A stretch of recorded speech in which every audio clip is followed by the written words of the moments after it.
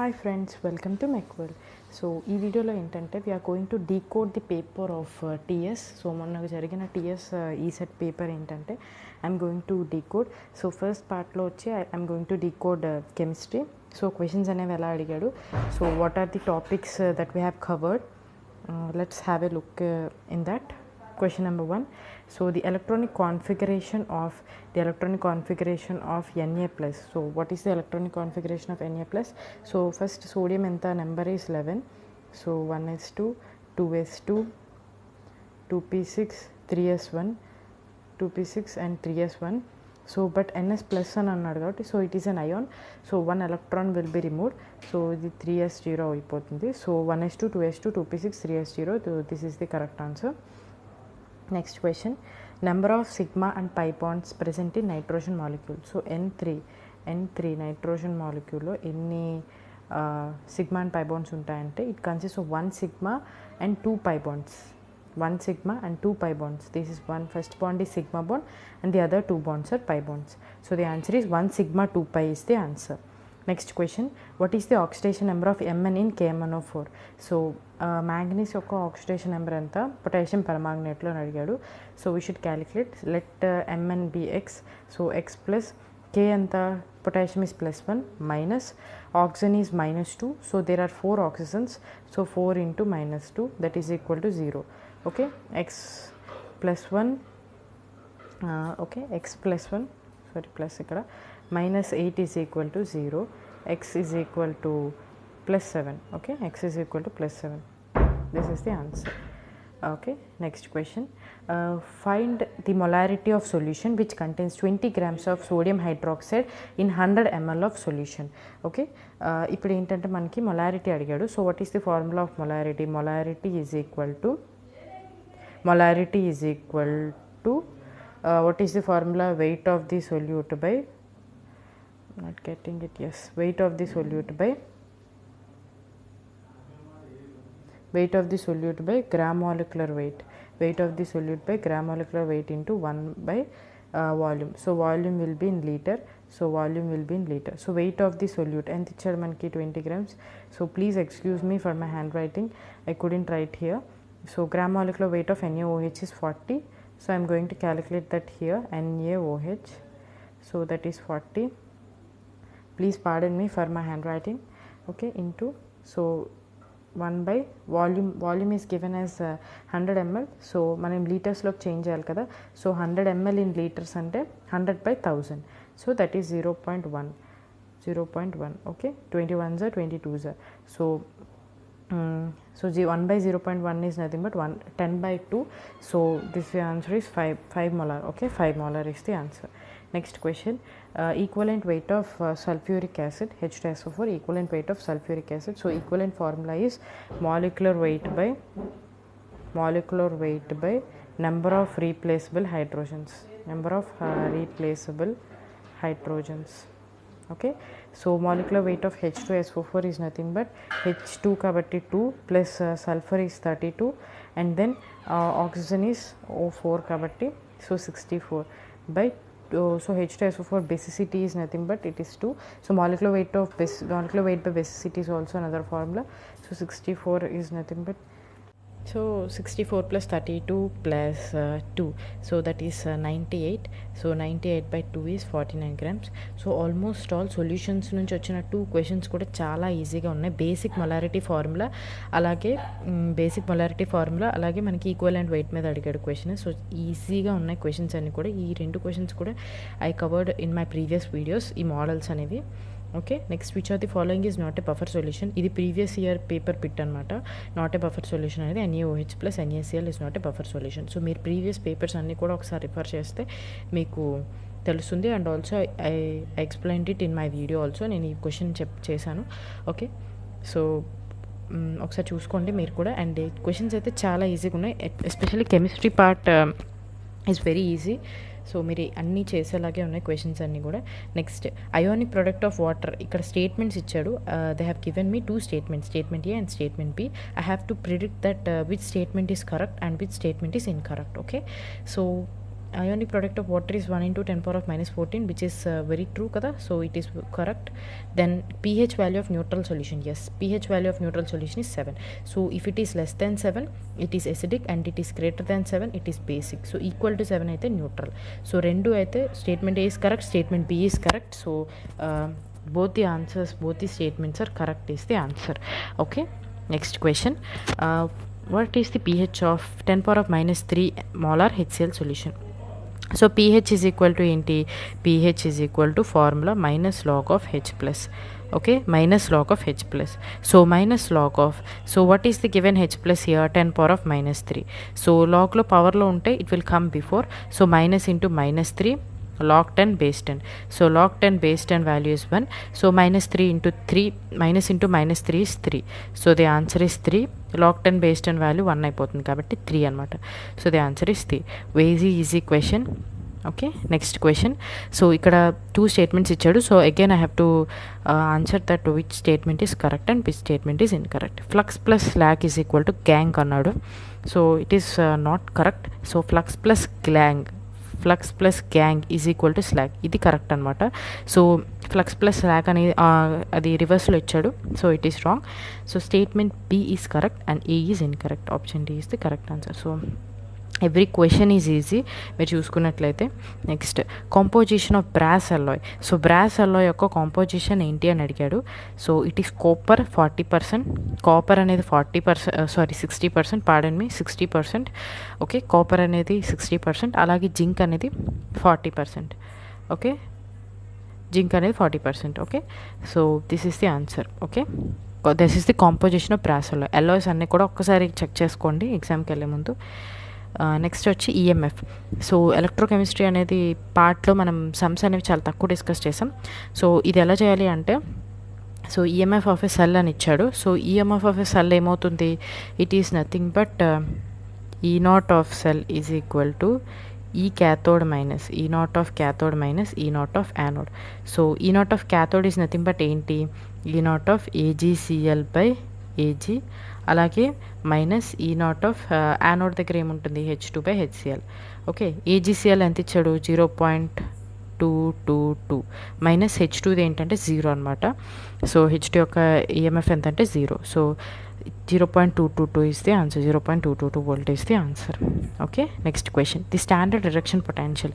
So zinc అనగా లేకపోతే copper అని H2 ఇలా కొన్ని స్టాండర్డ్ ఉంటాయన్నమాట.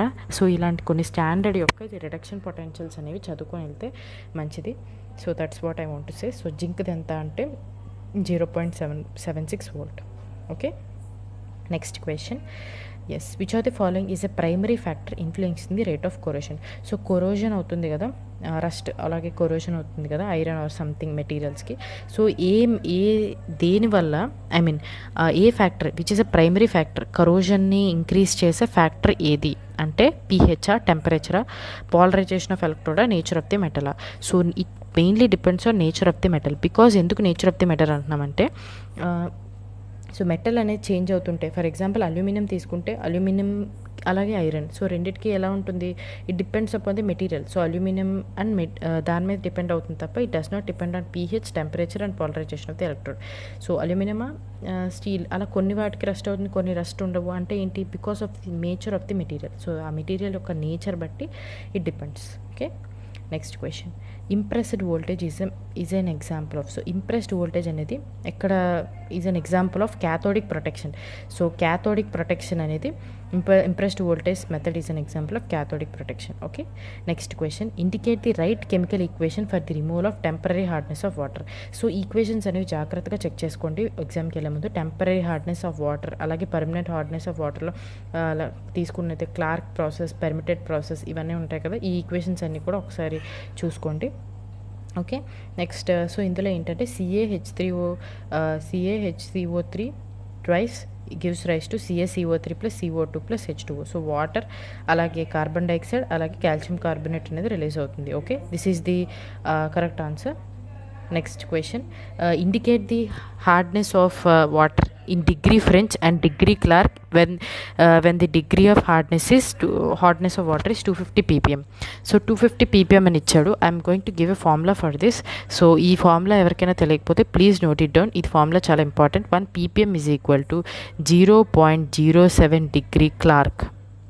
దట్ ఈజ్ ఈక్వల్ క్లార్క్లో అయితే that is equal to 0.1 degree F. అదే ఇదేంటిది ఫ్రెంచ్లో అయితే. ఓకే, ఫ్రెంచ్లో అయితే ఇది, అలాగే క్లార్క్లో అయితే 0.07. మనకి ఎంత అడిగాడు? 250 ppm ఇచ్చాడు. సో 250 ppm అంటే ఎంత?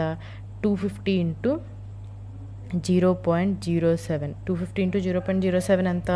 It is nothing but 250 into ఎంత? I think 17.5 Clark. Okay, 17.5 Clark. అలాగే ఫ్రెంచ్లో అయితే 0.1 కదా, సో 25 అవుతుంది ఆటోమేటిక్గా. ఓకే, 225 ఫ్రెంచ్, అలాగే 17.5 క్లార్క్. ఒక్కసారి ఐఎమ్ గోయింగ్ టు ఒకసారి మళ్ళీ నేను ఏం చెప్పాలనుకుంటున్నానంటే, I want to tell one thing. Actually what I want to tell is, ఒకసారి మీరు ఆ ఫార్ములాని నేను చెప్పాలనుకుంటున్నాను. That's what I want to say.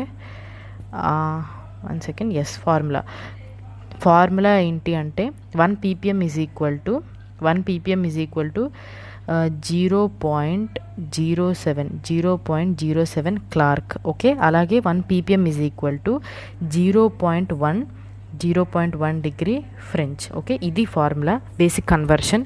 So 1 ppm is equal to 0.07 అంటే ఆటోమేటిక్గా 250 ఎంత అవుతుంది? 250 అంటే 17.5 క్లార్క్ అవుతుంది.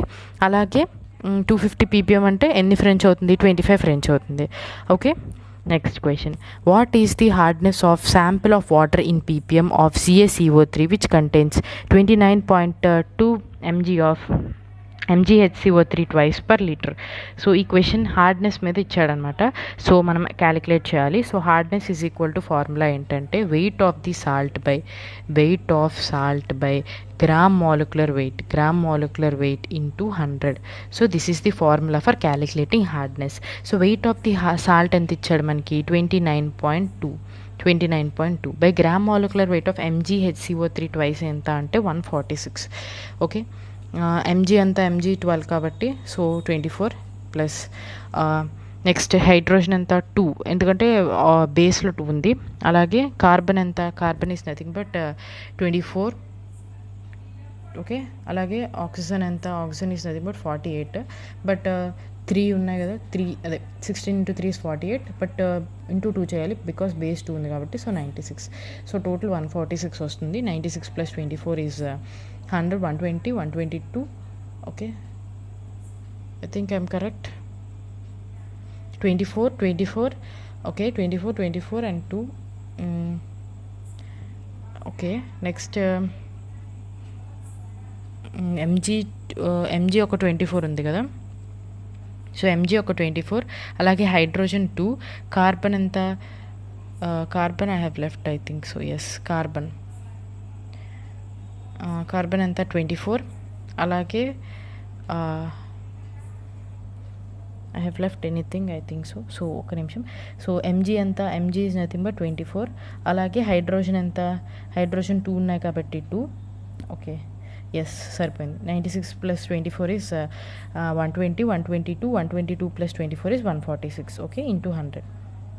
Okay, so 29.12 sir. అలాగే ఇది ఎంత అవుతుంది అంటే I thinks it 5 times. Yes, 5 times. 5 1 520 sir.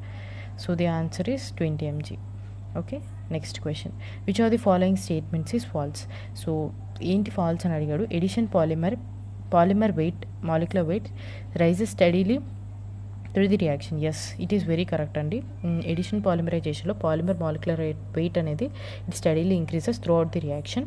Edition polymerization requires the presence of double bond in monomer. Yes, ఇది కూడా ఇంపార్టెంట్, ఎందుకంటే మోనోమర్లో డబుల్ బాండ్ అయితేనే అది పాలిమరైజేషన్ జరుగుతున్నప్పుడు సింగిల్ బాండ్ కింద కన్వర్ట్ అవుతుంది. ఓకే, కంపల్సరీగా డబుల్ బాండ్ అనేది ఉండాలి. Next, in addition polymerization growth of chain is at 1 active center. So ఇది రాంగ్ అనమాట. సో 1 active center దగ్గర ఉండదు. There can be more than 1 active center actually. So no by product is formed in addition polymerization. Yes, addition పాలిమరైజేషన్లో by products ఏం form అవ్వవు. So false అని అడిగాడు కాబట్టి దిస్ ఈ statement is false. Yes, next question. Which catalyst is used in the preparation of Bakelite. So బేక్లైట్లో ఏ catalyst use చేస్తారు? సో ఎసిడికా ఎసిడిక్ అని ఇచ్చాడు. So I want to give this reaction phenol plus formaldehyde HCHO. Formaldehyde formula ఏంటి? HCHO. Phenol plus formaldehyde in the presence of H2SO4. H2SO4 ఏంటి? It is a catalyst. So catalyst ఏ catalyst ఇది? Acidic. So H2SO4 అనేది sulphuric acid కదా, so acidic are alkaline. Okay, gives rise to Bakelite. Okay, gives rise to Bakelite. Okay, this is the reaction. So acidic అనేది answer. Next, which rubber is used in the preparing gloves and aprons. So gloves and aprons prepare చేయడంలో ఏ rubber use చేస్తారంటే we use neoprene rubber. Okay, neoprene rubber. Next question, which pollutants form smog that limits the visibility of roads. So roads అంటే జనరల్గా winter సీజన్లో ఏంటంటే smog form అవుతుంది కదా, మనకి రోడ్స్ అవి సరిగా కనిపించవు.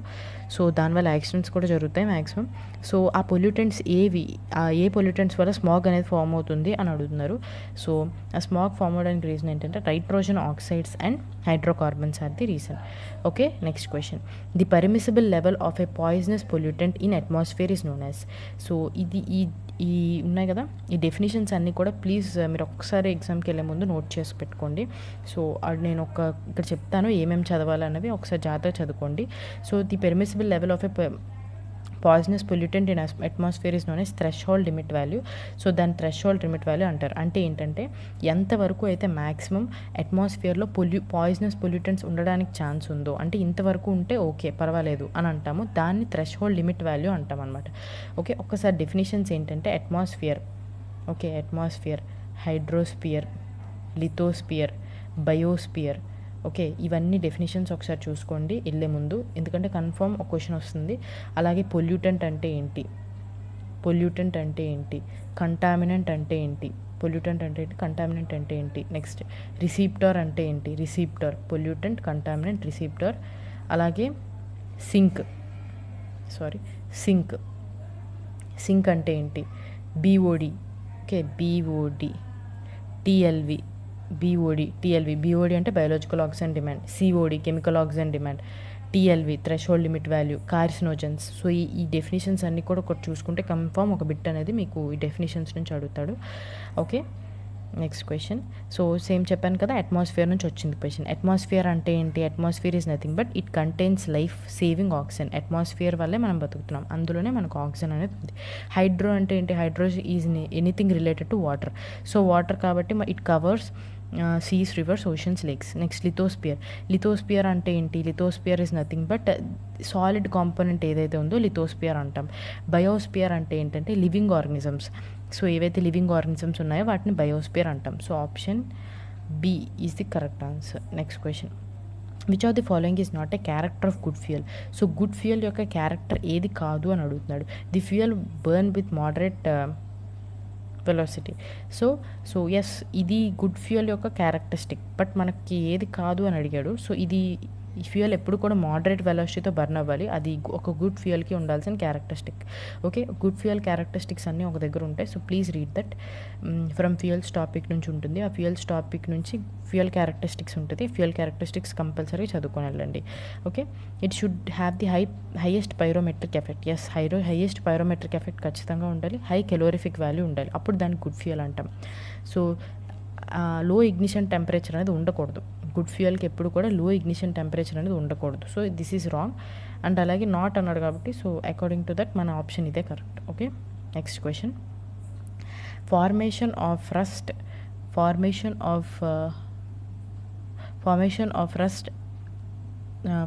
Rust on iron is an example of. So iron మీద మనకి రస్ట్ అనేది పడుతుంది కదా, ఐరన్ రాడ్స్ వాటి మీద. సో అది ఏ రియాక్షన్ అని అడుగుతున్నాడు, ఏ కొరోజన్ అని అడుగుతున్నాడు. So it is an electrochemical కొరోజన్. ఒకసారి కెమికల్ కొరోజన్ అంటే ఏంటి, లిక్విడ్ మెటల్ కొరోజన్ అంటే ఏంటి, గ్యాల్వనిక్ కొరోజన్ ఏంటంటే డెఫినేషన్స్ అనేది ఒక్కసారి చూసుకుంటే మీకు బాగుంటుంది. So this is the end of the video. So 25 questions అనేది నేను చేశాను. సో ఇది టీఎస్ పేపర్ ఇలా ఉంది. సో టీఎస్లో అయితే chemistry I think so very very ఈజీగా ఉంది. సో మీకు మ్యాక్సిమం అన్ని క్వశ్చన్స్ తెలిసినవే. అవుట్ ఆఫ్ నాకు తెలిసి మ్యాక్సిమం 24-25 గుడ్ అటెంప్ట్స్ అనేవి చేయొచ్చు, 23 to 25 గుడ్ అటెంప్ట్స్ అనేవి చేయొచ్చు దీనికి. Okay, so this is the paper. Next నేను ఫిజిక్స్ పేపర్ కూడా డీకోడ్ చేస్తాను. Okay, thank you.